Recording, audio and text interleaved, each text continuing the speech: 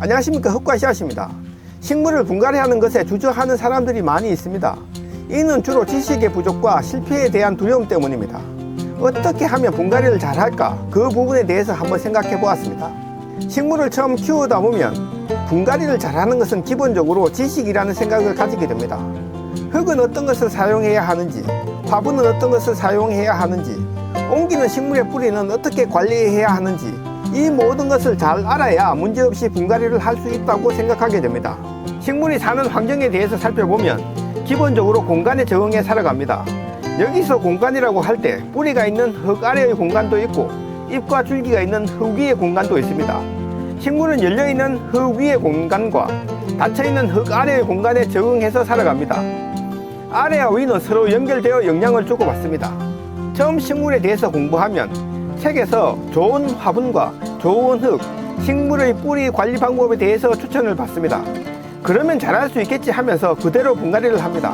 어떤 경우는 튼튼하게 자라는데 어떤 경우는 식물이 시들어가고 문제가 생기기 시작합니다.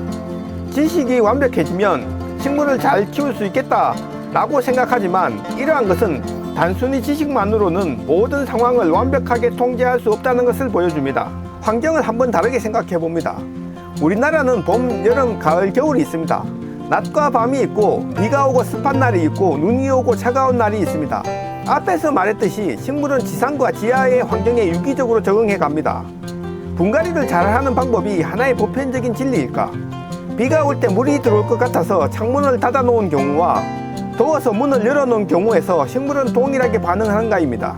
분갈이를 어떻게 했느냐에 따라서 식물은 다른 반응을 하게 될 가능성이 높아집니다. 우리가 배운 분갈이 잘하는 방법은 어떤 하나의 고정된 환경을 기반으로 했을 가능성이 높습니다. 책에서 배운 분갈이 방식이 내가 키우려는 식물이 놓이는 공간의 환경과 다르다면 잘못된 방식의 분갈이일 수도 있다는 생각이 듭니다. 분갈이에 대한 기본적인 지식은 분명히 필요합니다. 좀 더 긴 시간을 두고 생각하면서 관점을 넓혀보면 지식보다 더 중요한 것은 식물을 대하는 태도가 아닌가 하는 생각이 듭니다.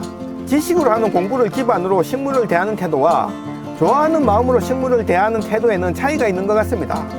지식으로 식물을 대하다 보면 지식의 틀로 식물을 맞추려고 하는 경향성이 생깁니다.